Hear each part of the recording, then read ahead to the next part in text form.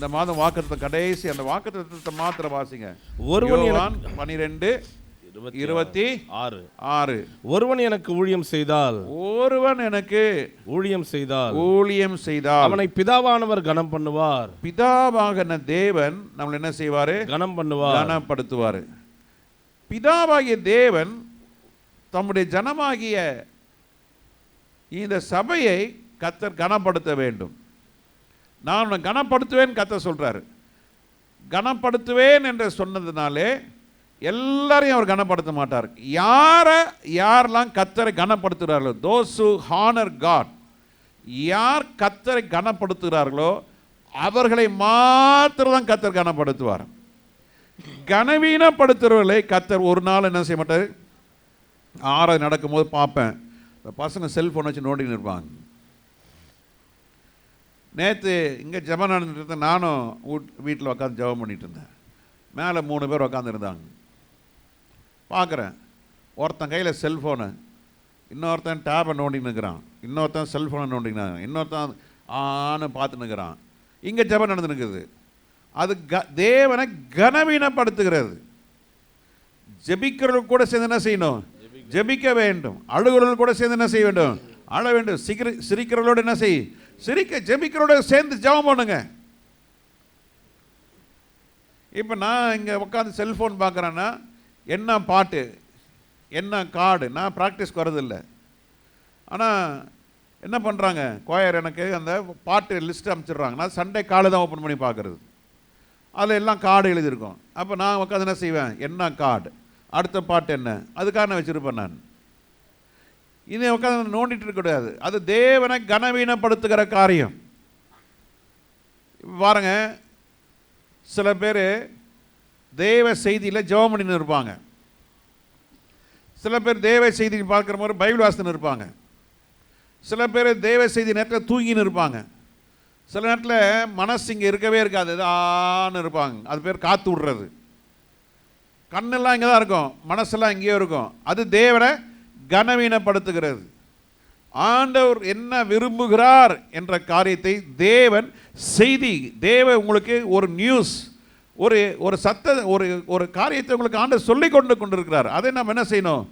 கவனமாக கேட்டால் அதை கர்த்தரை கனப்படுத்துகிற மாதிரி.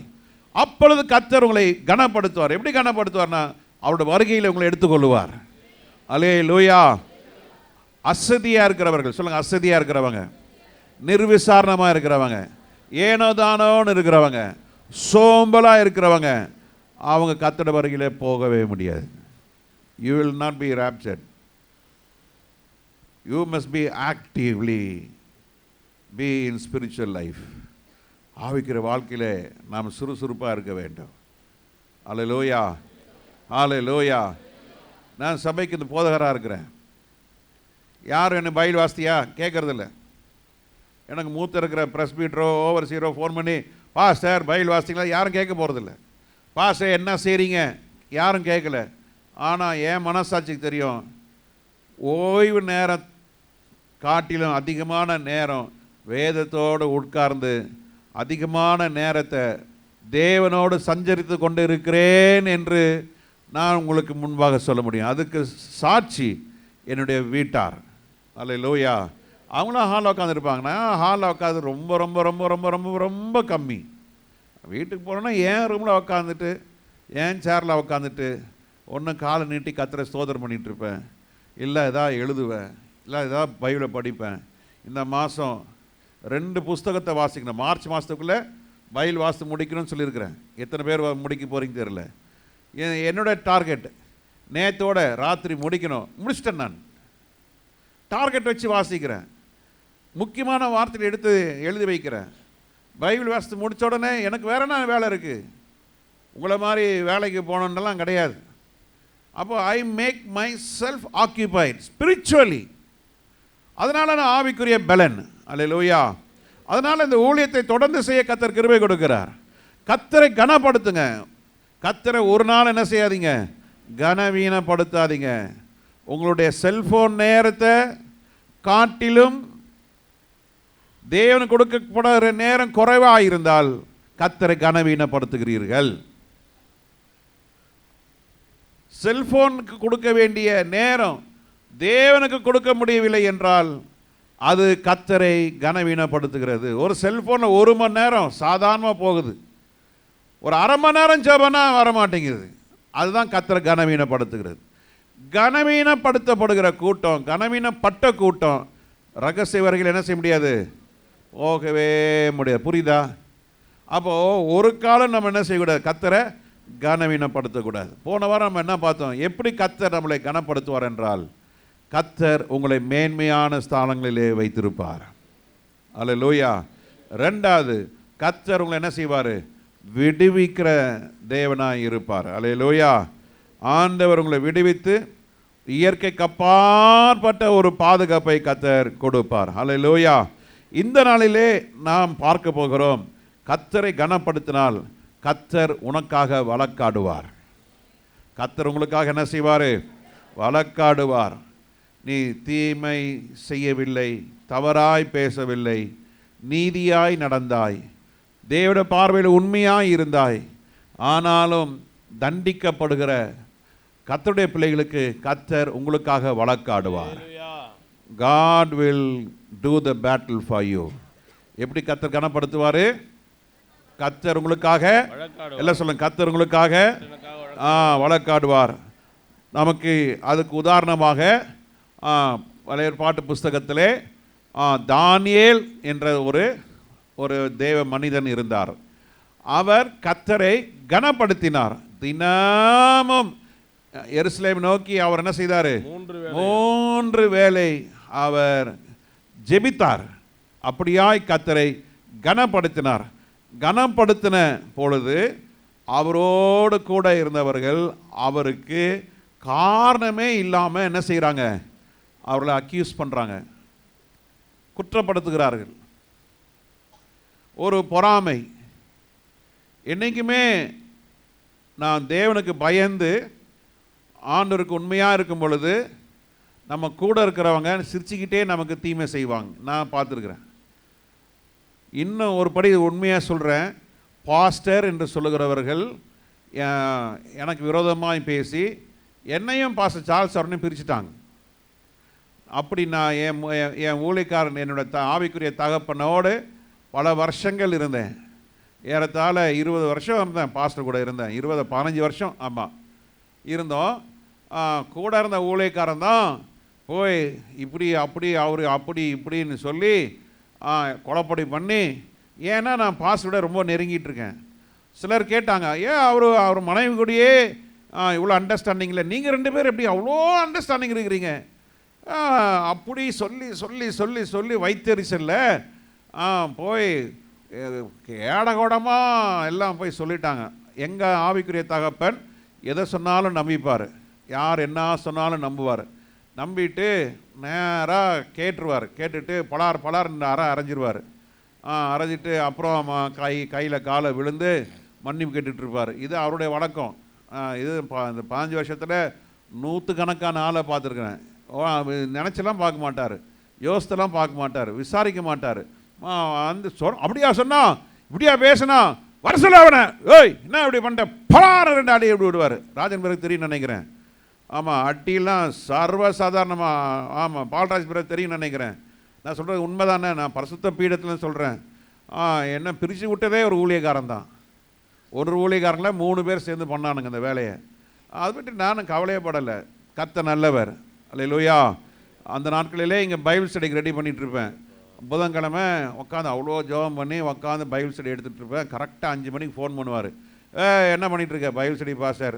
இருக்கட்டும், அதான் பெரிய பேர் பண்டிதர், வா கார் எடுத்துகிட்டு வா போகலாம் என்னவார்.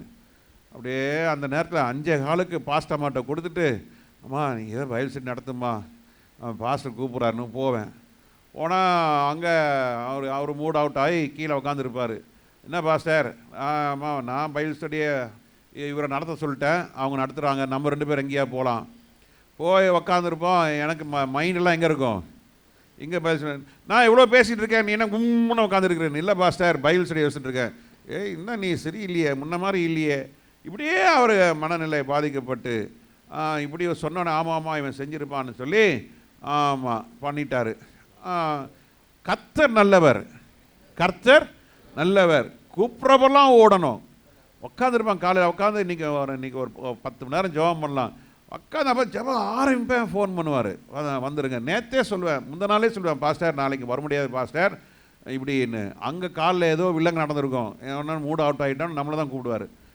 11 மணிக்கு ஓடுவேன், ஓட்டு அப்புறம் அப்படியெல்லாம் போய் எல்லாம் இது முடிச்சுட்டு அப்புறம் ராத்திரி 9 மணிக்கு வீடு வந்து சேருவேன். இதுண்டா ஆண்டவரே, கர்த்தர் நல்லவர், கர்த்தர் நல்லவர். உருவாக்குற வரைக்கும் கர்த்தர் என் ஆவிக்குரிய தகப்பட்டு வச்சுருந்தார். உருவாக்கி முடித்தோடனே அடியும் தட்டியும் வாங்கி ஆண்டவர் பிரித்து எடுத்து வச்சுட்டார். கர்த்தர் நல்லவர், கர்த்தர் நல்லவர். ஆமென் சொல்லுங்க. புரியுதா? அந்த சத்தியம் புரியுதா? அல்லேலூயா. எனக்கு எந்த வைராக்கியம் எந்த பகையும் கிடையாது. அல்லேலூயா. சில காரியங்கள் இப்படி தான் நடக்குன்னு சொன்னேன் சில ஆளுகிட்ட, இது கொண்டு போய் சொல்லிட்டாங்க. ஆனால் அவர் மரணத்தில் அவர் அப்படியே நடந்தது. அப்போ சொன்னாலும் விக்டர் பாஸ்டர் அப்பயே சொன்னாரே என்ன. நிறைய பேர் ஃபோன் பண்ணி வாங்க பாஸ்டர் இறந்துட்டா வாங்க. நான் சொன்னேன், வந்தால் என்னால் தாங்க முடியாது, அங்கே போலீஸும் இலீஸும் இருக்குது. ஐயோ நான் வரலப்பா, வந்தால் நான் என்னால் நான் அப்போ தான் சொன்னேன், நான் வந்து ஹார்ட் பேஷண்ட்டு, நாங்கள் வந்தால் எனக்கு என்ன நடக்கும்னு தெரியாது, ப்ளீஸ் நான் ஆன்லைன்லேயே பார்த்துக்கிறேன். நான் கண்ணீரோடு உட்காந்து பார்த்தேன். ஐயோ அப்போவே சொன்னேனே, அப்போவே இதெல்லாம் நடக்கும்னு சொன்னேனே, இதை கொண்டு போய் தப்பிச்சு நல்லா இருக்கிறதுக்காக சொன்னோம். ஆனால் இவர் மாற்றி சொல்லி, ஆனால் மரணத்தில் அது அப்படியே நடந்தது. அல்லேலூயா. சோத்திரம். கர்த்தருடைய பிள்ளைகளே, தானியேல் தேவனோடு மிகவும் நேசித்தான். ரொம்ப ஆண்டவரை நேசித்தபடினாலே கர்த்தர் அவனை கனப்படுத்தணும்னு தீர்மானம் பண்ணிட்டாரு. கர்த்தர் என்ன பண்ணிட்டாரு? கனம் படுத்தணும்னு தீர்மானம் பண்ணிட்டாரு. கனம் படுத்த தீர்மானம் பண்ணோடனே கர்த்தர் சத்துருக்களை எழுப்ப பண்ணினார். கர்த்தர் என்ன செய்தாரு? சத்துருக்களை எழுப்ப பண்ணினார்.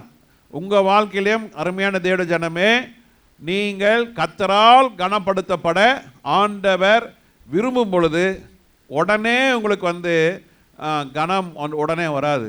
உங்களை கர்த்தர் பலப்படுத்துவார். ஃபஸ்ட் என்ன செய்வார்? தேவனுடைய கனத்தை பெற்றுக்கொள்வதற்கு முதலாவது கர்த்தர் உங்களை கனப்படுத்துவார், பலப்படுத்துவார். எப்படி பலப்படுத்துவார்னா, தானியேலுக்கு ஃபஸ்ட்டு என்ன பண்ணார் ஆண்டவர்? சத்துருக்கள் குற்றம் சாட்டுவதற்கு கர்த்தர் அனுமதித்தார். ஆண்டவர் என்ன செய்தார்? குற்றம் சாட்டுவதற்கு கர்த்தர் என்ன செய்தார்? அனுமதித்தார். அல்லேலூயா. ஆனால் தேவன் தானியேலை நேசித்தார். ஹல்லேலூயா, ஹல்லேலூயா. என்னாச்சு? இது எங்கே எவ்வளோ அது வாட்டு கத்துது பாருங்க. யாருக்கையிலையும் எந்த இல்லை என்னப்பா பாருங்க. கர்த்தர் நல்லவர். அல்லேலூயா. திடீர்னு அங்கே சத்தம் வருது. இப்போது எல்லாம் வயசாயிடுச்சு, எல்லாம் ரிட்டையர்மெண்ட் ஆன சிஸ்டம் தான் யூஸ் பண்ணிகிட்ருக்கோம். நல்லவர். அல்லேலூயா. கர்த்தர் உங்களை கனப்படுத்த விருப்பம் பொழுது முதலாவது கர்த்தர் செய்கிறது என்னென்னா, உங்களுக்கு விரோதமாய் சத்துருக்களை கர்த்தர் எழுப்ப பண்ணுவார். அந்த சத்துரு யார் தெரியுமா? சத்துரு யார்? உங்கள் வீட்டார் தான். அப்படின்னா என்ன அர்த்தம் தெரியுமா? உங்கள் கூடயே இருக்கிறவன் தான், உங்கள் கூட உட்காந்து சாப்பிட்றவன் தான். உங்களுடைய மூமெண்ட்ஸ் எல்லாம் உனக்கு எது பிரியம் எது பிரியம் இல்லை, ரொம்ப நல்லா அறிஞ்சவங்க, நல்ல பழக்கமானவங்க, ரொம்ப வருஷமாக பழகினவங்க, அவங்கள தான் கர்த்தர் சத்துருக்களாக எழுப்பு வைப்பார். அல்லேலூயா. சில நேரத்தில் உங்கள் சத்துரு மனைவியாக இருக்கலாம், சில நேரத்தில் உங்களுக்கு சத்துருவாய் மாறுவது உங்கள் புருஷனாக இருக்கலாம், சில நேரத்தில் உங்களுடைய பிள்ளைகளாக இருக்கலாம், சில நேரத்தில் உங்களை உடன் பிறந்தவர்களாக இருக்கலாம், சில நேரத்தில் ரொம்ப நேசித்த ஒரு நேசம் கொண்ட மனிதர்களாக இருக்கலாம், ரொம்ப திக்குன்னு சொல்லலாம், சில பேர் நகைய சதைன்னு சொல்லுவாங்க. அப்படிப்பட்ட ஆட்களை வச்சு கர்த்தர் உங்களை கனப்படுத்துவார். ஆமீனா? சத்தியம் இதுதான் உண்மை. தானியேல் வாழ்க்கை அதான் பார்க்கிறோம். தானியேல் குற்றம் செய்யாதவன், அவன் தேவனுக்கு முன்பாக உண்மையாக இருந்தவன். ஆனாலும் அவனுடைய நண்பர்கள் என்ன செய்தாங்க? தானியேலுக்கு விரோதமாய் எழும்பி ராஜாவிடத்தில் பரிந்து பண்ணுகிறார்கள். பரிந்து பண்ணும் பொழுது ராஜாவும் என்ன சொல்கிறாரு? அப்படியா சொல்லி ஆண்டவர் உடைய திட்டம் நிறைவேற ஆரம்பிக்கிறது. என்றைக்குமே கர்த்தர் உங்களை கனப்படுத்துவதற்கு முன்பதாக கர்த்தர் உங்களுக்கு சில சோதனைகளையும் சில டெஸ்ட் கொடுப்பார். ஆண்டவர் என்ன கொடுப்பாரு? பெரிய வேலை வேணும்னா, பெரிய கம்பெனியில் பெரிய போஸ்ட் வேலைக்கு வேணும்னா ஜஸ்ட் லைக் தட் உங்களை எடுக்கவே மாட்டாங்க. என்ன பண்ணுவாங்க, உங்களை 5 லெவல் இன்டர்வியூ இருக்கும். எத்தனை லெவல்?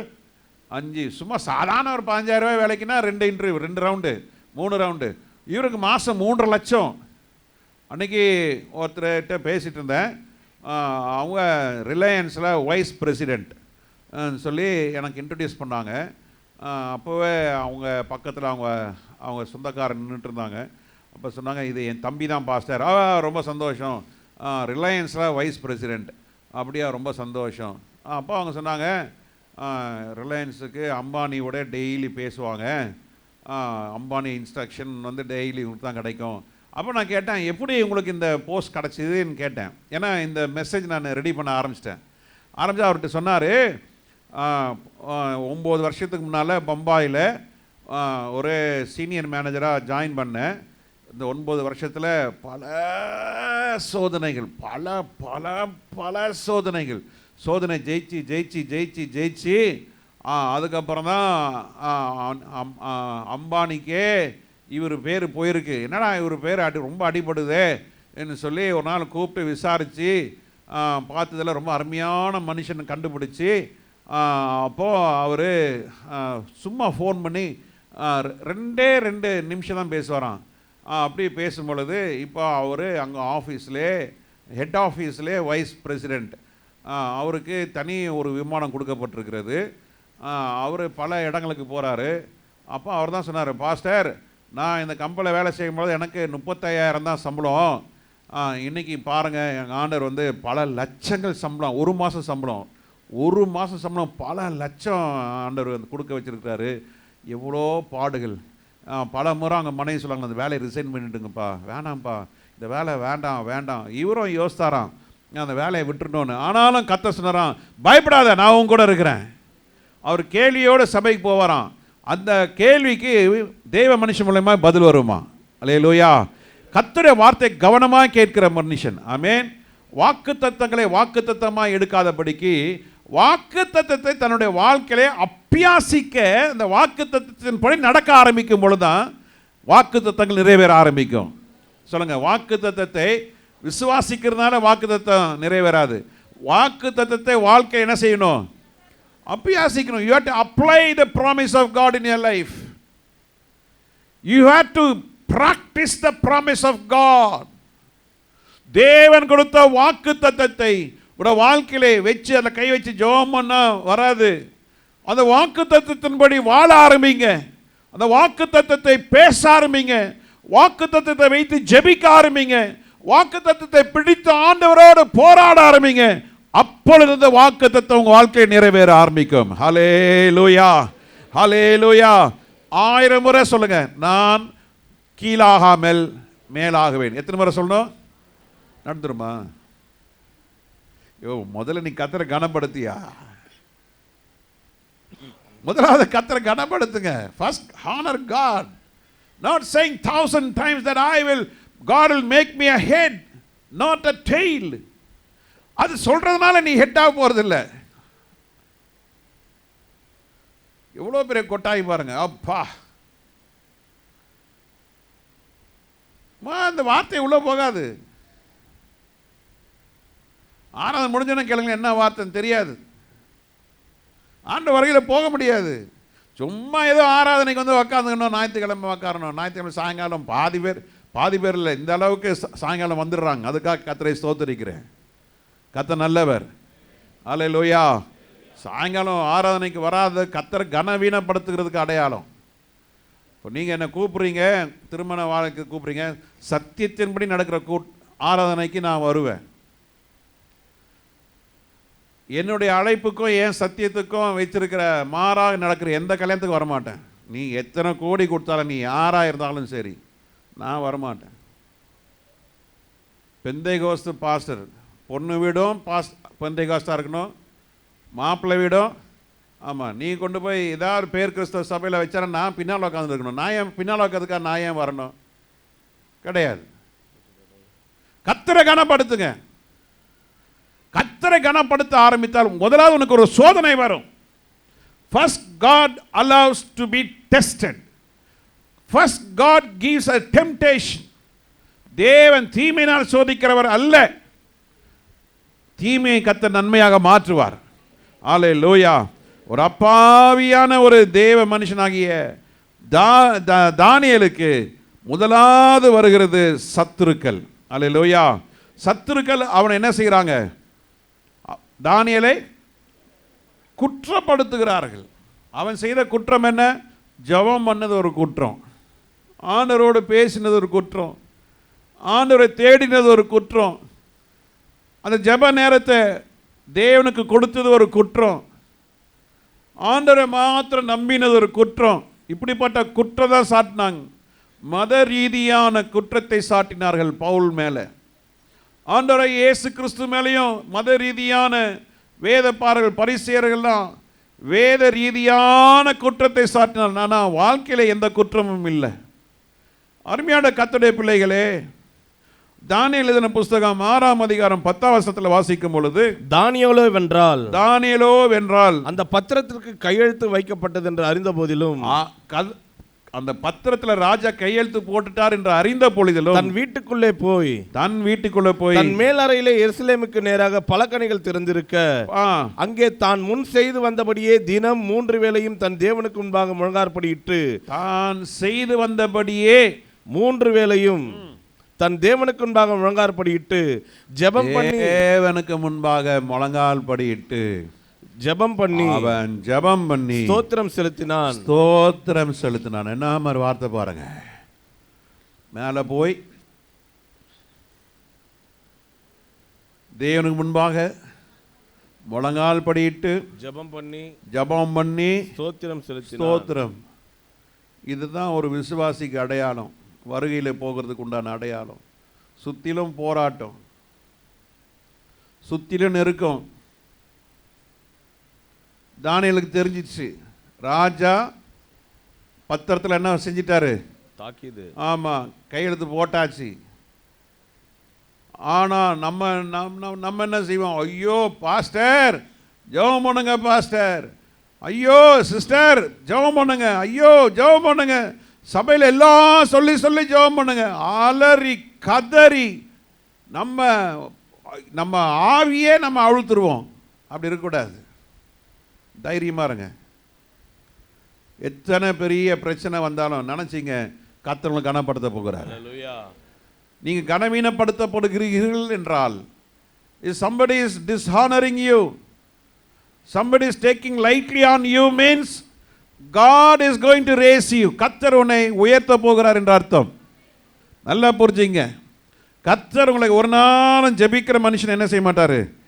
சொல்லுங்க, ஜெபிக்கிற மனுஷன் கர்த்தர் கைவிடவே மாட்டார். ஹல்லேலூயா, ஹல்லேலூயா. கர்த்தர் கைவிட மாட்டார்.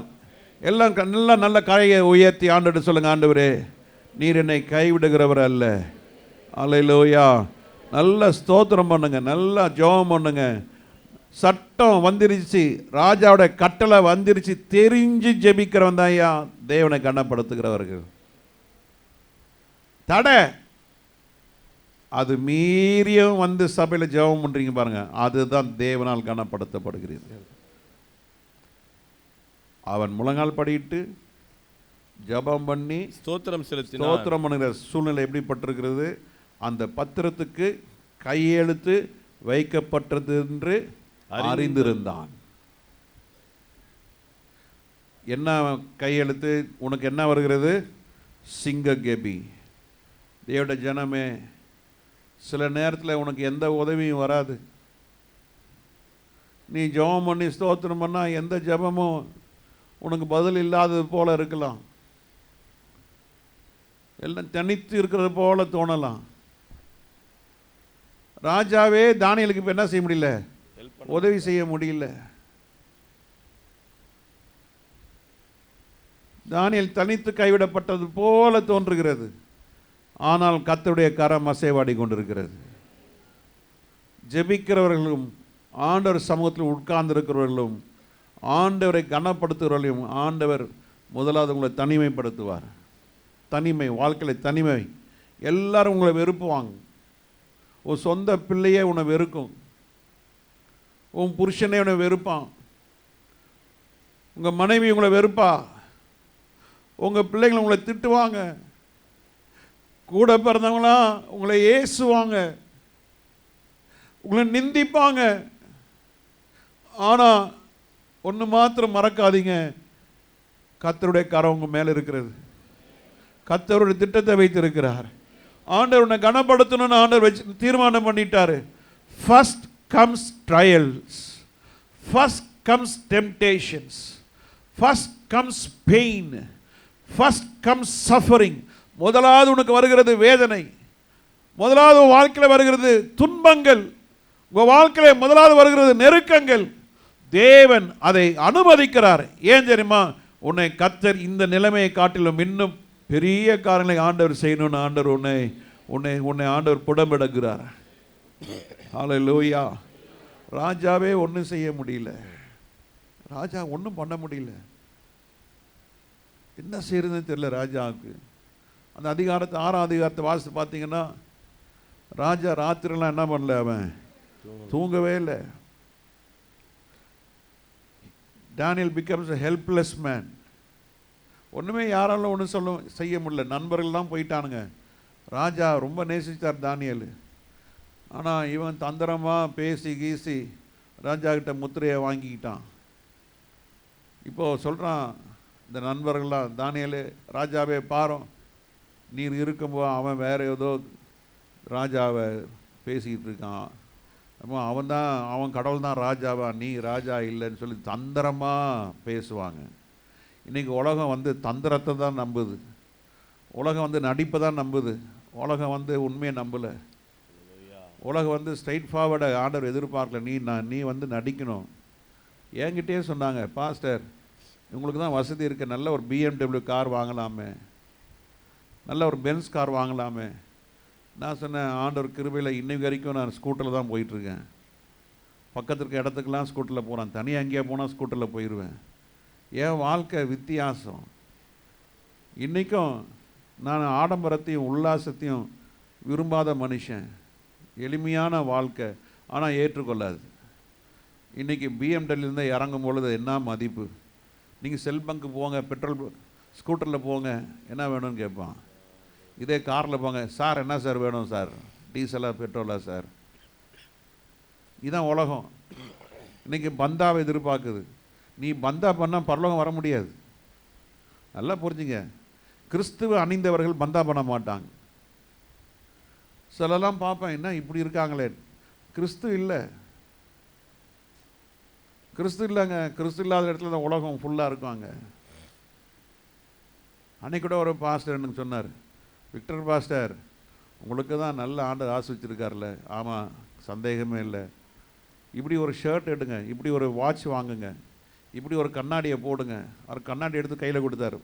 இது பாருங்கண்ணே. என்ன பாஸ்டர், இது 2 லட்சம் ரூபா. நீங்களாம் போடல. எப்படி ஒரு பாஸ்டர்னால் அப்படி தான் இருக்கணும். நான் சொன்னேன், அப்படிலாம் இல்லை. ஏன் அழைப்பு அது இல்லை, என்னுடைய நடத்தல் அது இல்லை. எளிமையாக இருக்க வேண்டும், தாழ்மையாக இருக்க வேண்டும். மக்கள் ஏற்றுக்கொள்கிறார்களோ இல்லையோ, கர்த்தர் ஏற்றுக்கொள்கிறார். எனக்கு நான் சந்தோஷமாக இருக்கேன். உல்லாசம் இல்லை, ஆடம்பரம் இல்லை, எளிமையான வாழ்க்கை, எளிமையான ஆகாரம். சாப்பிட்ட தட்டை நான் தான் கழுவுவேன், யாரும் கழுவக்கூடாது. ஏன் இடம் சுத்தமாக இருக்கணும், நான் ஆண்டவர் மூலம் நீதியாக இருக்கணும். இது உலகம் ஏற்றுக்கொள்ளாது. பந்தா வேணும். பந்தா பண்ணுறவன் சொல்லுங்கள், பந்தா பண்ணுறவன் ஆண்ட வருகையில் போகவே முடியாது. தாழ்மையாக இருங்க. உங்கள்கிட்ட என்ன இருக்குது, 10 ரூபா இருக்கா, 10 ரூபா வச்சு சாப்பிட பாருங்க. பேசுறது என்னமோ பெருசாக பேசுவான். ஒரு டீ வாங்கி கொடுக்கணும்னா ஹேன்னு இருப்பான். இதாங்க உலகம். ஆனால் தானியேல் வாழ்க்கையில் ராஜா கூட என்ன செய்ய முடியல, ஹெல்ப் பண்ண முடியல, உதவி செய்யவே முடியல. 14வது வசனத்தை வாசிங்க. ராஜா இந்த வார்த்தைகளை கேட்டபோது தன்னில் மிகவும் சஞ்சலப்பட்டு, பாருங்க, ரொம்ப சஞ்சலப்பட்டார். ரொம்ப ஆண்டவர் ராஜா வருத்தப்படுறார். ஐயோ, ஒரு நல்ல மனுஷனை நான் இழக்கிறேனே. உண்மையான மனுஷன், திறமையான மனுஷன், எல்லா ஜோசியர்களுக்கும், எல்லா ஞானிகளுக்கும், எல்லா ஆமாம் அந்த தரிசனம் சொல்கிறதில் தானியேலை போல ஒரு பெரிய மனுஷன் இல்லையே, ஐயோ நான் பார்த்த தரிசனம் சொப்பனத்துக்கெல்லாம் பதில் சொன்னானே, அர்த்தம் சொன்னானே, ஐயோ நான் இழக்கிறேனே சொல்லி சஞ்சலப்படுகிறார் ராஜா. ராஜா ரொம்ப துக்கப்படுறாரு. ஐயோ சிங்க கெம்பிலி போனவன் ஒருத்தனை என்ன செஞ்சதில்லை, திரும்பி வந்ததில்லை, இதுக்கு உள்ள போறானேன்னு சொல்லி ராஜா வருத்தப்பட்டு இருக்காரு. தானியேலை கர்த்தர் பார்த்துட்டு இருக்கிறாரு. ராஜா வருத்தப்படுறாரு. சொல்லுங்க, ராஜா வருத்தப்படுறாரு. ஆனால் கர்த்தர் வருத்தப்படலை. கர்த்தர் அதுக்காக தடுத்து நிறுத்தல. ஏன் நான் ஆராதிக்கிற தேவன் இப்படிலாம் பண்றாரு கேள்வி கேட்காதீங்க. தேவ சித்தத்தை அறிந்தவர்கள் ஒரு பொழுதும் முறுமுறுக்க மாட்டார்கள். ஏன் என் வாழ்க்கையில மாத்திரம் இப்படி? சில இடத்துல நான் ஆண்டவர்கிட்ட கேட்பேன், ஆண்டவரே ஏன் இத்தனை 20 வருஷம் ஊழியத்தில் இத்தனை பேர் தான்? ஆனால் ஆண்டவர் சொன்னார், ஏய் நீ தாண்டா கேட்ட, கொஞ்சம் ஆத்மா இருந்தால் போதுன்னு, இதுக்கு தான் வச்சுருக்கேன். சரி ஆண்டவர், ரட்சிக்கப்பட்டவங்க ஒருலங்க எல்லாம் பரலோகம் வந்தால் போதும். பெரிய கூட்டத்தை வச்சு எனக்கு இப்போவே சில பேர்லாம் பேர் ஞாபகம் இருக்க மாட்டேங்குது. புதுசாக வந்தவங்க பேர்லாம் இந்த உட்காந்துருக்க அத்தனை பேரும் ஞாபகம் இருக்குது. புதுசாக வந்தவங்களுக்கெல்லாம் பேர் ஞாபகம் இருக்க மாட்டேங்குது. ஆனால் எனக்கு விருப்பம், மெய்ப்பன் தன் ஆளுடைய பேரை வச்சு அறிஞ்சிருக்கிறான். அதுதான் எனக்கு, என் கெப்பாசிட்டி எவ்வளோ அதுதான் இருக்கும்.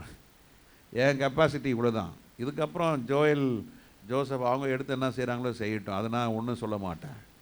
பிள்ளைங்க ஜெபம் பண்ணுறாங்க, பிள்ளைங்க ஒழுங்காக வாழ்கிறாங்க, அது பார்க்கும்போது எனக்கு ஒரு சந்தோஷம். சபை மக்கள் உங்களை பார்க்கும்போது ஒரு சந்தோஷம். ஆனால் எனக்கு ஒரு பெரிய கவலை, பயம் என்னென்னா, ஆண்டவருடைய வருகையில் எத்தனை பேர் போக போகிறீங்க தெரியலையே, நிறைய பேர் கைவிடப்படுறாங்களே, ஆவிக்குரிய வாழ்க்கையில் இன்னும் நான் எதிர்பார்க்குற அளவுக்கு இன்னும் பிள்ளைகள் வரலையே, என் பிள்ளைகள் சத்தியத்தில் நடக்கிறாங்கன்ற சந்தோஷம். கூட்டத்தை பார்த்து சந்தோஷம் இல்லை. என் சபையில் இன்றைக்கி 300 பேர் இருக்காங்கன்ற ஒரு சந்தோஷம் இல்லை. என் சபையில் ஒரு 500 பேர் வரணுன்ற ஒரு ஆசை இல்லை. இருக்கிற விசுவாசிகளை ஆண்டவர் அத்தனை பேரையும் ஒருத்தர் கூட கைவிடப்படாமல் பரலோக ராஜ்யம் வரணும். அதுதான் என்னுடைய வாஞ்சை. ராஜா கவலைப்படுறான், ஐயோ ஒரு நல்ல மனிதனை இழக்கிறனே சொல்லி அவன் என்ன செய்யறான், சஞ்சலப்பட்டு தானியேலை காப்பாற்றும்படிக்கு அவன் பேரில் தன் மனதை வைத்து அவனை தப்புவிக்கிறதற்காக சூரியன் அஸ்தமிக்கு மட்டும் பிரயாசப்பட்டு கொண்டிருந்தான். எப்படியாவது தப்பு வைக்கணும். நல்ல கவனிங்க, எப்படியாவது தானியேல் என்ன செய்யணும், காப்பாத்திரணும், தப்பு வச்சிடணும்னு சொல்லி ராஜா ரொம்ப ட்ரை பண்றாரு. ராஜானால என்ன செய்ய முடியல, ஒண்ணுமே, ராஜாவே ஒன்றும் செய்ய முடியல. சூரியன் மஸ்தமாயிடுச்சு, கோர்ட்டெல்லாம் க்ளோஸ்ட், ஜட்ஜெல்லாம் வீட்டுக்கு போயிட்டாங்க. இனி நீதி விசாரிப்பதற்கு ஒருவரும் இல்லை, எல்லாம் முடிஞ்சு போச்சு. சூரியன் அஸ்தமிக்கிறது முன்னால தானியேல் என்ன பண்ணும், சிங்க கேமில போட்டு ஆகணும், நேரம் வந்துட்டு இருக்கு, ஒன்றும் பண்ண முடியல ராஜா. சில நேரத்தில் ஆண்டவர் அப்படிதான் வைப்பார். நீங்க தலைகீழ நிற்பீங்க, உடனே நடக்கல. ஆனா கர்த்தர் தீர்மானம் பண்ணிட்டார், கர்த்தர் எல்லாத்தையும் ஒழுங்குபடுத்திட்டார். மறந்துடாதீங்க, கர்த்தர் உங்களை உள்ளங்கையில் வரைந்து வைத்திருக்கிறார், மறக்காதீங்க. ராஜாவே காப்பாற்ற முடியல. தேவனை கனப்படுத்துகிறவர்களுக்கு முதலாவது வருகிறது கனவீனம். தேவ மனுஷனுக்கு முதலாவது வருகிறது நெருக்கம். தேவ மனுஷனுக்கு முதலாவது வருகிறது போராட்டங்கள். ஜெபிக்கிறவர்கள் தேவ மனிதர்கள், ஜெபிக்காதவர்கள் தேவ மனிதர்கள் அல்ல. நீ ஜெபம் பண்ணலன்னா நீ தேவ மனுஷன் இல்லைன்னு அர்த்தம். ஒரு நாளைக்கு குறைஞ்சது ஒரு 1.5 மணி நேரம் தேவ சமூகத்தில் உட்கார்ந்து இருக்கிறவங்க தான் தேவ மனிதர்கள். 1.5 மணி நேரம் நாள் உட்கார முடியலன்னா ஆண்டவர் வருகையில் போக முடியாது. அதுவே நீங்கள் நல்லா புரிஞ்சிங்க, அதான் சைன். உங்களால் 1.5 மணி நேரம் தேவனோட தனித்து இருக்க முடியலன்னு சொன்னாக்கா, இது யாரும் எந்த ஊழியக்காரன் சொல்கிறது இல்லை. உட்கார வச்சு ஒரு 40 நிமிஷத்தில் ஒரு மோட்டிவேஷன் ஸ்பீச்.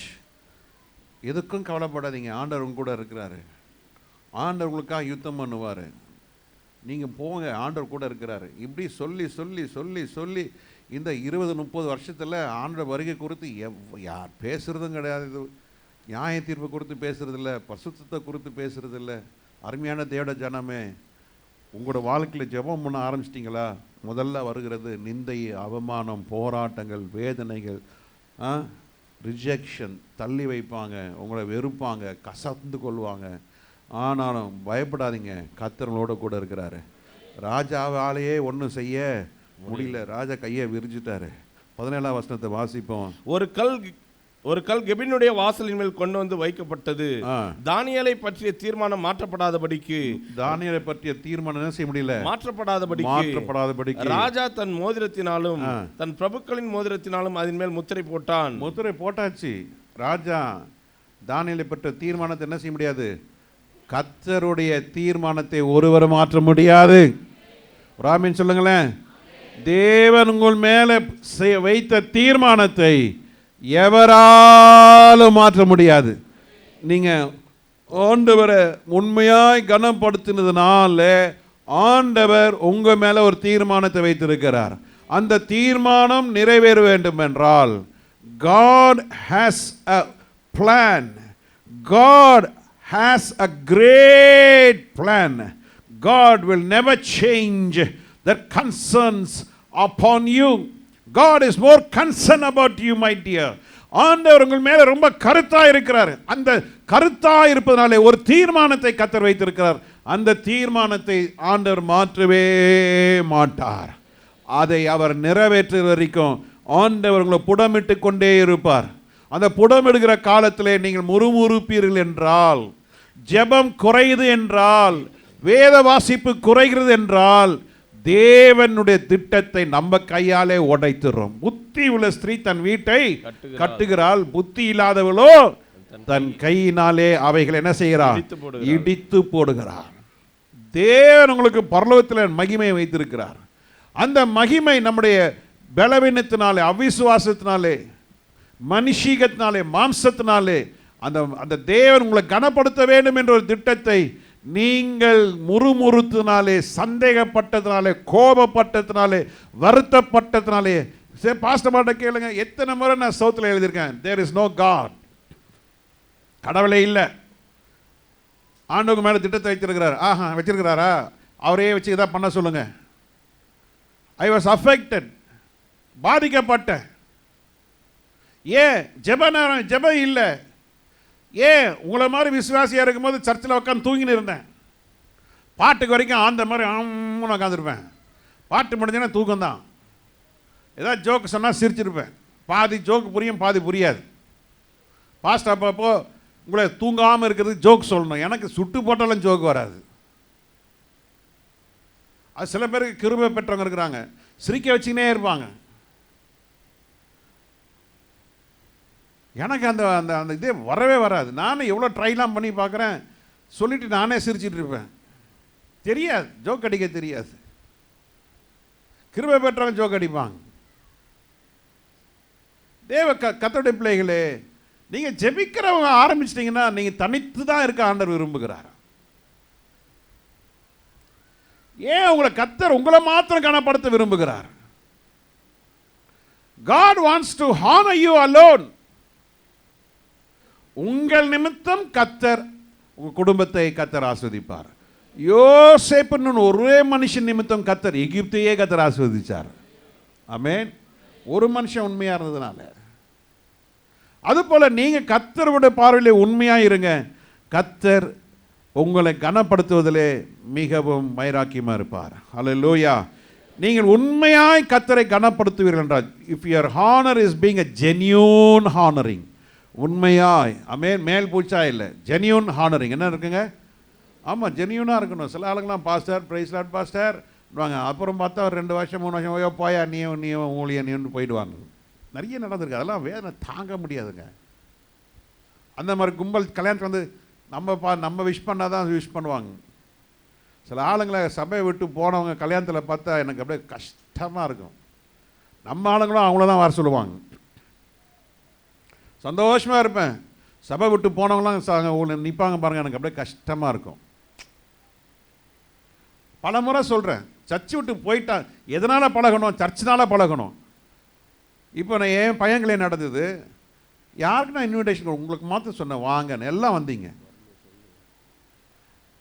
சர்ச்சை விட்டு போனவங்கெல்லாம் சில பேர்லாம் வேணான்னு சொன்னேன் நான். இல்லைப்பா, அவங்களெல்லாம் கண்டிப்பாக கூப்பிட்டு தான் பார்க்கணும். சரி போடா, எனக்கு விருப்பம் இல்லை, நீங்கள் போ. எனக்கு அந்த ஈலாம் சிரிக்க தெரியாது. அப்படியே எனக்கு வருத்தமாக இருக்கும், விட்டு போயிட்டாங்களே, நான் என்ன தப்பு பண்ணேன், போயிட்டாங்களே. அழுவேன். சந்தோஷமாக இருக்க வேண்டிய இடத்துல நான் அழுவேன், ஐயோ விட்டு போயிட்டாங்களே. எப்படி இருக்கும் பாருங்க. ஆண்டவருக்கும் உங்களை ஆசீர்வதிக்கணும்னு விரும்புகிறோம். அந்த நேரத்தில் முறுமுறுத்து, அந்த நேரத்தில் அவிசுவாசப்பட்டு பயந்து நீங்கள் அந்த சூழ்நிலை தப்பிக்கணும்னு சொல்லி ஏதாவது செஞ்சுட்டு வெளியே வந்துடக்கூடாது. விட்டு கொடுங்க, ஜெபம் பண்ணிகிட்டே இருங்க, அந்த சூழ்நிலை ஸ்தோத்திரம் பண்ணிகிட்டே இருங்க. கர்த்தருடைய கரத்துலேருந்து குதிக்கணும்னு பார்க்காதீங்க. எப்படியாவது நம்ம வெளியே வந்துடணும்னு பார்க்காது. சிங்கப்பையில இருந்து வெளியே வந்துடணும். எனக்கு அவரு தெரியும், இவரு தெரியும், ராஜா தெரியலன்னா கூட ராஜா அவர் மந்திரி எனக்கு தெரியும். யோ எப்படியாவது போய் எதாவது உள்ளே போய் எதாவது ராஜா தூக்க மாத்திரை போட்டுறியா சிங்கத்துக்கு, எல்லாம் சாப்பிட்டு எல்லாம் கம்முன்னு தூங்கட்டும், ஏதாவது பண்ணியான்னு சொல்லி நம்ம போட்டு கீட்டு எல்லாம் பண்ணி அப்படி தான் சிங்க கப்பிக்குள்ளே போகணுன்னு பார்க்குறோம். இல்லை, பண்ணாதீங்க. Be you as you are. நீ இருக்கிறவனமா இருங்க, கர்த்தரோடு கூட இருக்கிறாரு. நீங்கள் எப்படி கர்த்தரை நேசிக்கலாம் அப்படியே நேசிங்க. ஆண்டவர் எப்படி பிடிச்சிருக்கீங்களோ அதே மாதிரி பிடிச்சிருங்க. கர்த்தர் உங்களுக்காக எல்லாவற்றையும் உங்களுக்கு யுத்தம் பண்ணி கர்த்தர் கனப்படுத்துவார். ஹல்லேலூயா, ஹல்லேலூயா. ஒரு நாளும் தளர்ந்து போகாதீங்க, ஒரு நாளும் சோர்ந்து போகாதீங்க, ஒரு நாளும் முறுமுறுக்காதீங்க, ஒரு நாளும் சொல்லாதீங்க ஐயோ ஏன் தான் ரட்சிக்கப்பட்டேன்னு தெரியலையே, ஏன் தான் ஞானஸ்நானம் எடுத்தேன்னு தெரியலையே, ஏன் தான் ஊழியத்துக்கு வந்தேன்னு தெரியலையே. ஒரு நாளும் சொல்லிடாதீங்க. அப்படி சொன்னீங்கன்னா சத்துரு உங்கள் மேலே இருந்த திட்டத்தை உடைச்சிருவான். ஆமென். தானியேல் அப்படி ஒரு நாள் முறுமுறுக்காம மௌனமாக இருந்தான். ஆண்டவருடைய சித்தத்துக்கு விட்டு கொடுத்தான். 22ஆம் வசனத்தில் வாசிக்கிறோம், சிங்கங்கள் என்னை சேதப்படுத்தாதபடி தேவன் தம்முடைய தூதனை அனுப்பி தம்முடைய அவைகளின் வாயை கட்டி போட்டார். அதேனென்றால் நீங்க நல்லா ஜெபம் பண்றீங்க, ஆண்டவரால் கனப்படுத்தப்பட்டீங்கன்னா ஒன்றும் உங்களை சேதப்படுத்த முடியாது. உங்களுக்கு வருகிறவன் ஒரு வழியாய் வருவான், 7 வழியாய் ஓடி போயிடுவான்.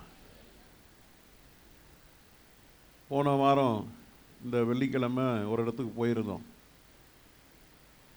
அப்போ என்னை கூப்பிட்டு போனவர் இந்த கிராமத்தில் நிற்கும் பொழுது சொன்னார், உங்களுக்கு இந்த இடம் ஞாபகம் இருக்கான்னு கேட்டார். இந்த குறிப்பிட்ட இடம் ஞாபகம் இருக்கான்னு. இல்லையே. என்ன நீங்கள் மறந்துட்டீங்க? எனக்கு ஞாபகம் இல்லையே ஏன்னு சிரித்தார். நம்ம காரில் வரப்போ ஒருத்தன் பெரிய கட்டை எடுத்து நம்மளை அடிக்க வந்தான், ஞாபகம் இருக்கா? ஆமாம்ல, ரைட்டு. நம்மளை கட்டையை தூக்கி அடிக்க வந்தான். அவன் நம்மளை அப்போ தான் நான் அவனை தோள் மேலே கையை போட்டு பேசி, அதுக்கப்புறம் அவங்க 2 பேருக்குள்ள பிரச்சனை, ஏன் காரை அடிக்க வந்துட்டான். அவன் மேலே தோலை போட்டு கை வச்சு ஜெபம் பண்ண, ஆண்டவரே நீர் இந்த மகனோட இடைப்படும். நல்லா குடிச்சிருக்கான். நாங்கள் ஜெபம் பண்ணிட்டு வந்துட்டோம். ஒரே வார்த்தை செத்தே போயிட்டான்.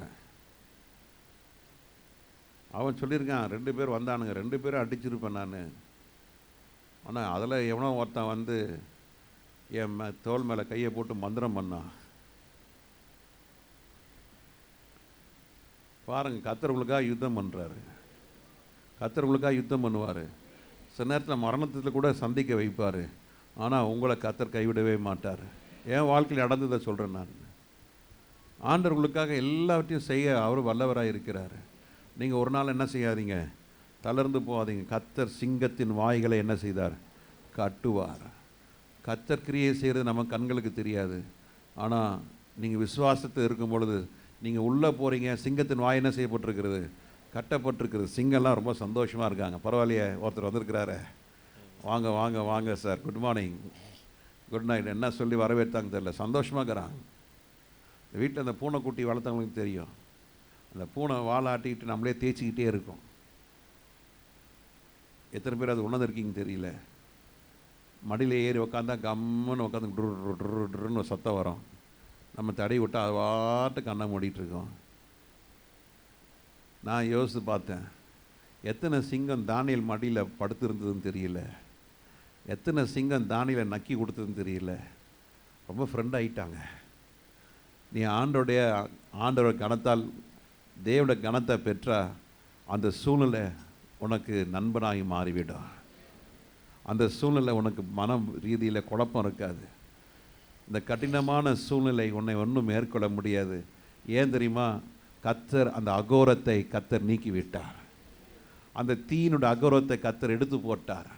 அதனால தான் ஷாத்ராக் மேஷாக் ஆபேத்நேகோ என்ன செஞ்சாங்க? அந்த தீயில் நடந்தாங்க. தீ எரியுது, ஆனால் தீ உள்ளே இருக்கிறவங்களுக்கு அகோரம் இல்லை. தீ வெளியே இருக்கிறவங்களுக்கு 7 மடங்கு நெருப்பு விட்டுறாங்க. அவங்க கிட்ட போகிறாங்க, அவங்க செத்து போகிறாங்க. நடந்து உள்ளே நடக்கிறவங்க தீயில நடக்கிறாங்க. அப்போ தான் ராஜா சொல்கிறார், டேய் உள்ளே போட்டது எத்தனை பேர்? 3 பேர். ஆனால் இப்போ எத்தனை பேர் இருக்கிறாங்க? மென்டல் ஆகிட்டான். ஆண்டோடைய ஜனமே, இவ்வளோ நான் மந்திரம் பண்ணுறேன், இவ்வளோ செய்வேன் நான் பண்ணுறேன், எனக்கு ஏன் வாழ்க்கையில் நடந்தது? இவ்வளோ பண்ணுறோம், இவ்வளோ செய்கிறோம், இவன் அசையாமல் இருக்கிறானே, ஒன்றும் செய்ய முடியலையே. சோர்ந்து போவாங்க, தளர்ந்து போவாங்க. ஆனால் நீ தளர்ந்து போகாதீங்க, நீங்கள் நில்லுங்க. பிரச்சனையை கண்டு நீங்கள் என்ன செஞ்சிடாதீங்க. ஆமாம், ஆண்டோட வருகை நேரம், ஆண்டோட வருகை நேரத்தில் நீங்கள் ஆண்டவர் எப்படி சந்திக்க போகிறீங்க? என்ன திட்டம் வச்சுருக்கீங்க சொல்லுங்கள். ஆண்டோட வருகையில் போவதற்கு என்ன திட்டம் வச்சுருக்கிறீங்க? அந்த திட்டம் இல்லாமல் இருந்தால் நீங்கள் மறுரூபம் ஆக முடியாது. ஆண்டோட வருகையை நீங்கள் சந்திக்கிறதுக்கு என்ன பிளான் பண்ணியிருக்கீங்க? எப்படி திட்டம் பண்ணியிருக்கிறீங்க? எதா வச்சுருக்கீங்களா? திட்டம் இருக்கா? திட்டம் இல்லைன்னா பறக்க முடியாது. பக்கத்தில் காலை பார்த்து சொல்லுங்கள், திட்டம் இல்லைன்னா பறக்கவே முடியாது. பிளான் வேணும். நம்ம ஒரு ரயில் தேசத்துக்கு போகிறோம், விமானம் போகிறோன்னா திட்டமிடணும், எத்தனைக்கு போகிறோம். அப்போ விமானம் வந்து பொதுவாக அயல் நாட்டுக்கு போகிறதெல்லாம் ராத்திரி மிட் நைட்டாக தான் இருக்கும். அப்போது 12:30 மணிக்கு காலையில் ஃப்ளைட்டு. அப்போ முன்கூட்டியே நம்ம என்ன பண்ணணும்? 12:30 மணிக்குள்ளே போனால் அலோவ் பண்ண மாட்டோம். 3 மணி நேரம் 3.5 மணி நேரம் முன்னால் என்ன செய்யணும்? உள்ளே போய் ஆமாம் செக்இன் பண்ணிடணும், போர்டிங் பாஸ் வாங்கணும், இமிக்ரேஷன் பண்ணணும், பேகேஜ் கொடுக்கணும், நம்மளை செக்யூரிட்டி செக் பண்ணுவான், எல்லாத்தையும் செக் பண்ணி கொண்டு போய் ஒரு இடத்துல உட்கார வச்சுருவான். Waiting area. என்ன பிளான் பண்ணியிருக்கிறீங்க ஆண்டோட வரையில் போகிறதுக்கு? இப்படியே சாப்பிட்டு சாப்பிட்டு தூங்கிட்டு வேலை வேலை வேலைன்னு ஓடுற இந்த வேலை தான் உங்களை தடுத்து பிடிச்சி கீழே இழுக்க போகுது. பணம் பணம் பணம், இந்த பணம் தான் உங்களை கையில் கட்டி வச்சுருக்கு. கடன் கடன் கடன், இந்த கடன் தான் உங்களை காலை கட்டி வச்சுருக்கு. கடனும் வாங்காதீங்க, கடனும் ஏன் பாலிசி கடனும் கொடுக்காதீங்க. அது தேவனுடைய பிரமாணத்தை கெடுக்கிறது. இது கொஞ்சம் கஷ்டமான சத்தியம், ஆனால் இதுதான் உண்மை. ஆண்டோட வருகையில் போக முடியாது. ஏன்? கடன்ற கயிறு என்ன செய்யும்? கட்டப்பட்டிருக்கு. இதெல்லாம் நீங்கள் கட்டப்பட்டிருக்கீங்க. மொபைல் ஃபோனில் கட்டப்பட்டிருக்கீங்களா? அது உங்களை கீழே இழுக்கும். 2 மணி நேரம் வேலை வேலை வேலை, அது உங்களை கட்டப்பட்டிருக்கீங்களா? அது உங்களை கீழே இழுக்கும். ஆனால் ஆண்டோட வருகையில் போகிறதுக்கு என்ன திட்டம் வச்சுருக்கிறீங்க? பிளான் பண்ணுங்க, ஜெபம் பண்ணுங்க. டெய்லி வாரத்துக்கு 1 நாள் உபவாசம் இருங்க, வாரத்துக்கு 1 நாள் உபவாசங்க, வாரத்துக்கு 1 வேளை உபவாசம் இருங்க. ஆராதிங்க, முழங்கால் படிடுங்க, ஜெபம் பண்ணுங்க, பரிசுத்தப்படுத்த கேளுங்க ஆண்டவர்கிட்ட. ஆண்டவருடைய கிருபை கிருபை கிருபை அது கடைசியாக இருக்கட்டும். இப்போ நீங்கள் ஜெபிக்கிறது, ஆண்டவரே என்னை உம்மை போல மாற்று, என்னை இன்னும் பரிசுத்தப்படுத்தும். நெருக்கங்களில் பகை உண்டாகிற நேரத்தில் என்ன என்ன அநேக தள்ளி ஒதுக்கலாம். இதெல்லாம் நீங்கள் பெருசாக நினைக்காதீங்க. ஆண்டவரை கனப்படுத்துகிறவர்களுக்கு கர்த்தர் உங்களுக்கு சில போராட்டங்கள் வரும், ஆனால் ஆண்டவர் உங்களை கைவிடவே மாட்டார். சிங்கத்தின் வாயை கர்த்தர் என்ன செஞ்சார்? கட்டி போட்டார். இன்னைக்கு ஆண்டவர் உங்களுடைய எல்லா பிரச்சனையும் ஆண்டவர் அவரோட ஆளுகைக்குள்ளே கொண்டு வந்து வச்சிருக்கிறாரு. உங்களுக்கு சிங்க கெபி உண்டு, ஆனால் சிங்கங்கள் உங்களுக்கு சேதப்படுத்தாது. சொல்லுங்கள், சிங்க கெபி உண்டு, ஆனால் சிங்கத்தால் எந்த சேதமும் இல்லை. சிறைச்சாலை உண்டு, ஆனால் சிறைச்சாலையில் உங்களால் கட்டி வைக்க முடியாது. அக்னி உண்டு, ஆனால் அக்னி உங்களை சேதப்படுத்த முடியாது. ஏன்னா நீங்கள் ஆண்டவரை கனப்படுத்துறீங்க. நாங்கள் இந்த சிலையை என்ன செய்ய மாட்டோம்? வணங்க மாட்டோம். அதுதான் பிரைம். அருமையான கர்த்தருடைய பிள்ளைகளே, 23வது வசனத்தில் கடைசியாக வாசிக்கிறோம், அவன் தன் தேவன் பேரில் விசுவாசித்தபடியால், அவன் தேவன் பேரிலே விசுவாசமாக இருந்தபடினாலே அவனில் ஒரு சேதமும் காணப்படவில்லை, ஒரு சேதமும் காணப்படவில்லை. சிங்கக்கெபியில் உள்ள உட்கார்ந்துருக்கிறான். சிங்கக்கெபியில் அவன் என்ன பண்ணிட்டு இருந்தான்? நல்ல சிங்கத்தோடு வளர்ந்துட்டு இருப்பான். சிங்கமாக அவங்க கூட நல்ல ஃபெலோஷிப்பாக இருந்திருப்பாங்க. கொஞ்சம் கற்பனை பண்ணி பாருங்களேன் என்ன எப்படி இருந்திருக்கோன்னு. எனக்கு பூனைக்குட்டினா ரொம்ப இஷ்டம், ஆனால் நான் வீட்டில் அதை வச்சா தலைவலின்னு தான் வைக்கிறது இல்லை. ரொம்ப இஷ்டம், பெட்ஸ்னால் ரொம்ப இஷ்டம். நம்ம நிம்மதியாக ஜெபம் பண்ண முடியாது. அதுதான் பெரிய பிரச்சனை. அந்த மிருகம் நம்மகிட்ட பழகிடுச்சுன்னா அவ்வளோ அன்பாக இருக்கும். மிருகம் வைக்கிறது தப்பு இல்லை, பெட்ஸ் வைக்கிறது தப்பு இல்லை. ஆனால் அது உங்கள் ஜெப நேரத்தை எடுத்துரும், உங்களை ஊழியம் செய்ய விடாது. அதை பார்க்கணும், அது ஆஸ்பத்திரி போகணும், ஊசியை போடணும், இப்படி நிறைய வந்துடும். அதனால் கவனமாக இருங்க, இங்கேயா போய் சிக்கொள்ளாதீங்க. கர்த்தருடைய திட்டத்தில் இருக்கிறவனுக்கு தேவனுடைய வல்லமையினாலே ஒரு சேதமும், அவன் தேவன் பேரில் விசுவாசமாக இருந்தபடினா அவன் ஒரு சேதமும் காணப்படவில்லை. சிங்க கெப்பியில் அவன் ஹீஸ் என்ஜாயிங், அவன் சந்தோஷமாக இருக்கான். சில நேரத்தில் வேலை போயிடும், சில நேரத்தில் பணம் இருக்காது, குடும்ப சூழ்நிலை விகாரமாக இருக்கும், உங்களுடைய நிலைமை பரிதாபமாக இருக்கலாம். உங்களுடைய நண்பர்களை வைத்து பார்க்கும் பொழுது, உங்களோட சொந்தக்காரில் வச்சு பார்க்கும்போது உங்கள் நிலைமை ரொம்ப கீழ்த்தரமாக இருக்கலாம். அதை பார்க்காதீங்க. நீங்கள் ஆண்டவர் கனப்படுத்துறத மாத்திரம் பாருங்கள், ஆண்டவர் உயர்த்துக்கிறத மாத்திரம் பாருங்கள். அவன் இப்படி இருக்கிறான், நான் இப்படி இருக்கணும் கம்பேர் பண்ணாதீங்க. அவன் வண்டி வாங்கிட்டான், நான் வண்டி வாங்குறேன். அவன் செல்ஃபோன் வாங்கிட்டான், நான் செல்ஃபோன் வாங்குறேன். அவன் இந்த ட்ரெஸ்ஸை போட்டிருக்கிறான், நான் இந்த ட்ரெஸ்ஸை போடுறேன். இப்படியே போயிட்டே இருந்தால் தேவனுக்கும் நமக்கும் உள்ள உறவு துண்டிக்கப்படும். தேவனுடைய வருகையில் என்ன செய்ய முடியாது, போக முடியாது.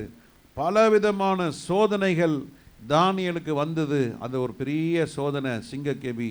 இந்த சிங்கக்கெபியில் மாட்டிக்கிட்ட இந்த தானியேல் மாத்திரமே ஒருவன் மாத்திரம்தான் உயிரோடு வெளியே வருகிறான். ராஜா கேட்கிறார், நீ ஆராதிக்கிற தேவன் தப்புவிக்க வல்லவராக இருக்கிறாரா? Good morning Daniel, good morning. அதிகாலையில் ஏஞ்சி போய் தானியல் என்ன செய்கிறாரு? சில ஆளுங்க காலை ஏஞ்சோடனே செல்ஃபோன் தான், பைபிள் வாசிக்கிறோமோ இல்லையோ எடுத்த உடனே செல்ஃபோன் தான். மிக மோசமான ஒரு காரியம் அது. அது மாதிரி பண்ணவே பண்ணாதீங்க. காலையில் ஏழிச்ச உடனே ஆண்டவருடைய பாதத்தில் கொஞ்ச நேரம் ஜெபம் பண்ணுங்க. இரவெல்லாம் காத்திரே ஸ்தோத்திரம், இந்த நாளை ஒப்பு கொடுக்குறேன், இந்த நாளை ஆசீர்வாதமாக தாரோம், என் ஆவி ஆத்ம சரீரத்தை ஒப்பு கொடுக்குறேன், இன்றைக்கி ஆண்டோட வருகை இருக்குமே என்னை எடுத்துக்கொள்ளப்பட கிருபை தாரோம். ஜெபம் பண்ணுங்க. காலை ஏழிச்சோடனே எது இது யோசி செல்ஃபோனை பார்த்துட்டு நேரம் கழிக்காதீங்க. டக்குன்னு 3/4 மணி நேரம் 1 மணி நேரம் ஓடி போயிடும். அந்த நேரத்தை ஆண்டவர் கொடுத்தா எவ்வளோ நல்லாயிருக்கும். ராஜா ஓடி வந்து தானியேலை பார்க்குறாரு. தானியேல் சொல்லுகிறான், இதோ ராஜாவே நீர் என்றும் வாழ்க. அல்லேலூயா. காலை ஏஞ்சணும், ஆண்டவரை வாழ்த்தணும். ஆண்டவரே, you are the king of kings, நீர் வாழ்க. அல்லேலூயா. ஆண்டவரை புகழுங்க. காலை ஏஞ்சணும், ஆண்டவருடைய பாதத்தில் உட்காருங்க. உங்கள் வாழ்க்கை கர்த்தர் ஆசீர்வதிக்கிற வல்லவராக இருக்கிறார். நடந்த சம்பவம் என்ன? தானியேல் சிங்கக்கெபியில் தூக்கி எறியப்பட்டான். ஆண்டவர் அவனை உயிரோடு வெளியே கொண்டு வருகிறார். ஆண்டவருடைய மகிமை எப்படி இருக்கிறது என்றால், தானியேலுடைய காரியம் எல்லாம் ஜெயமாய் மாறினது. தானியேலுடைய காரியம் எல்லாம் ஜெயமாய் மாறினது. எல்லாம் அவனுடைய சத்துருக்கள், நண்பர்கள் தான் சத்துருவாக மாறினாங்க. அவன் நினச்சாங்க தானியேலை ஒழிச்சு கட்டிட்டோன்னு சொல்லி. ஆனால் தான் வெட்டின குழியிலே தாங்களே விழுந்தார்கள். அவங்களோட மனைவி பிள்ளைகள் எல்லாம் எங்கே போகிறாங்க? சிங்கக்கெபிக்கு போகிறாங்க. வேதம் சொல்லுது, அவர்கள் கீழே போவதற்கு முன்பதாகவே சிங்கங்கள் அவர்கள் மேல் பாய்ந்து அவர்கள் எலும்புகளை எல்லாம் நொறுக்கி போட்டது. அப்போ சத கறி எல்லாம், நெஞ்சு கறி, தொடக்கறிலாம் எப்படி இருக்கும் பாருங்க. நம்ம பாய் கடையில் உட்காந்து என்ன செய்யணும், பாய் நல்ல எலும்பு இல்லாத கறியை கொடுங்க பாய். நல்ல கறியிலே ரொம்ப டேஸ்டஸ்ட் கறி எது தெரியுமா? யாராவது சொல்ல முடியுமா? மனுஷன் கறி தான். ஆமாம், நம்ம சாப்பிட்ற சாப்பாடு என்ன? இன்றைக்கி மத்தியானம் போனால் என்ன சாப்பிட போகிறோம்? சிக்கனு, மட்டனு, ஃபிஷ்ஷு எல்லாம் சாப்பிட்டு நம்ம எல்லாம் கொளுத்து போய் சிங்கம் எனக்கு கொடுத்தாங்கன்னா சிங்கம் ஒன்றும் விடாது, நல்லா நக்கி எடுத்துரும். ஆமாம், ஒவ்வொரு உறுப்பும் ரொம்ப, ஆமாம், பாய் ஈரல் போடு பாய், பாய் கிட்னி போடு பாய். நம்ம வீட்டில் கொண்டாந்து எப்படி சமைக்கிறோம்? மண்ணீரல் எப்படி சமைக்கிறோம்? வாசனை இல்லாமல் போட்டு இஞ்சி போட்டு நல்லா ருசியாக சமைக்கிறோம். உலகத்திலே இருக்கிற ரொம்ப டேஸ்டஸ்ட்டு கறி மனுஷன் கறி தான். எங்கே தேடி எடுத்து போட்டுறாதீங்க. கேட்டால் பாஸ்டர் தான் சொன்னார், அதனால் நான் ட்ரையல் பார்த்தேன்னு சொன்னீங்கன்னா நரகம் தான் போவோம். அது மாதிரி பண்ணிடாதீங்க. சிங்கங்களுக்கு எது ரொம்ப இஷ்டமான கறி? மனுஷன். எல்லாம் கீழே போகிறதுக்கு முன்னால் எல்லாம் அட்டி வெளுத்து, ஆமாம், பிடின்னு பிடிச்சி எடுத்துட்டு எல்லாம் முடிச்சிட்டாங்க. ஆனால் கர்த்தருடைய கரம் தானியேல் மேல் இருந்தபடினால் அவரோட காரியம் எல்லாம் ஜெயமாக இருந்தது. அருமையான தேவ ஜனமே, நீ கர்த்தரை கனப்படுத்தினால் உன் காரியம் எல்லாம் ஜெயமாக இருக்கும். பக்கத்தில் இருக்க ஆளை பார்த்து சொல்லுங்க, நீ கர்த்தரை கனப்படுத்தினால் காரியமெல்லாம் ஜெயமாய் முடியும். ஹல்லேலூயா. கர்த்தரை கனப்படுத்தினால் கர்த்தர் உனக்காக யுத்தம் செய்வார்.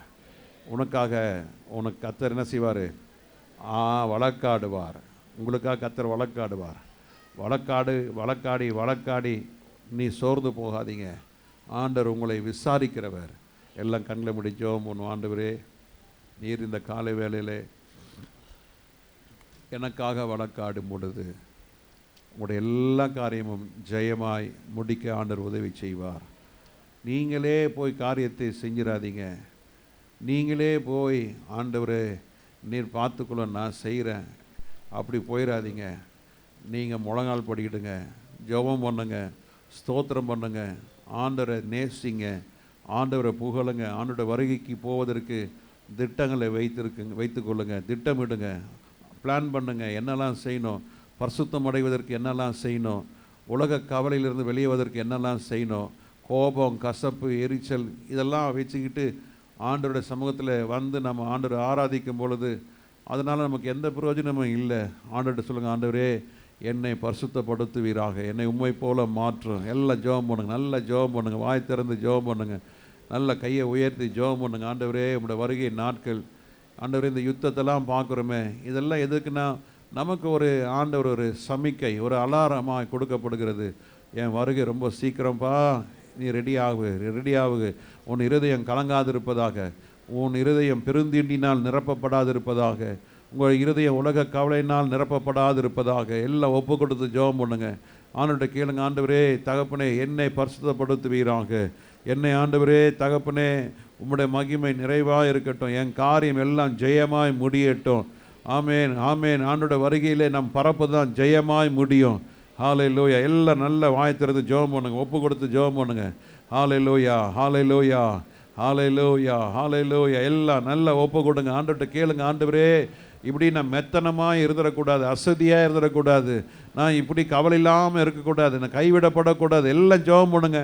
ஆண்டவரே நான் கைவிடப்படக்கூடாது அப்பா, நான் வருகையில் போயிடணும், எக்கால சத்தம் கேட்கணும், இமைப்பொழுது நான் மறுரூபம் அடையணும். ஆண்டவரே எதனால் கட்டப்பட்டிருக்கிறனோ அந்த கட்டெல்லாம் அவிழ்க்கப்படட்டும். வேலை வேலை வேலை வேலை வேலை வேலை ஓடாதீங்க. வந்து சபையில் ஜெபம் பண்ணுங்க. ஏப்ரல் மாதம் 5ஆம் தேதி வரைக்கும் இந்த ஜெபம் நடக்குது. காலையில் 11லேருந்து 1 நடக்குது, சாயங்காலம் திரும்ப 7லேருந்து 7:30 நடக்குது. இந்த ஏதாவது ஒன்று வாரத்துக்கு ஒரு முறையாவது வந்து ஜெபம் பண்ண ஆண்டவர் கிருபை செய்யுங்க. எல்லாம் ஒப்பு கொடுங்க. மார்ச் மாதம், இதே மார்ச் மாதம் 15ஆம் தேதி நமக்கு ஜெபம், 16ஆம் தேதி ஜெபம். வந்து ஜெபம் பண்ணுங்க. ஆண்டவருடைய மகிமை, ஆண்டவரை கனப்படுத்துங்க. எப்படிலாம் ஆண்டவரை கனப்படுத்தணுமோ கனப்படுத்துங்க, எப்படிலாம் ஆண்டவரோட நடக்கணுமோ நடங்க. ஆமேன், ஆமேன். இந்த உலகம் நம்மளை வந்து ஆண்டவர்கிட்ட பிரிக்க தான் பார்க்கும்.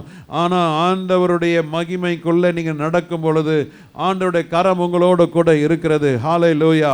தினமும் ஜெபித்த தானியேலுக்கு சிங்கக்கெபி வந்தது.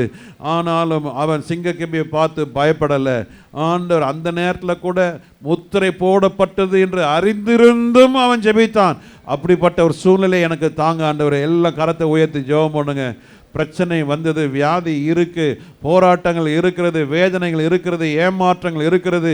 இருந்தும் இதை நான் அனுபவிக்கும் பொழுதும் நான் கர்த்தரை நேசிப்பேன், நான் ஜெபம் பண்ணுவேன், நான் விடமாட்டேன், ஆண்டவரை விடமாட்டேன், ஆண்டவரை நான் பிடிப்பேன் சொல்லி ஒப்பு கொடுத்து ஜெபம் பண்ணுங்க. தீர்மானம் எடுங்க. ஆண்டவரே என்ன நடந்தாலும் ஏது வந்தாலும் அப்பாவை நான் ஸ்தோத்தரிப்பேன். அந்த பாட்டை பாடலாமா?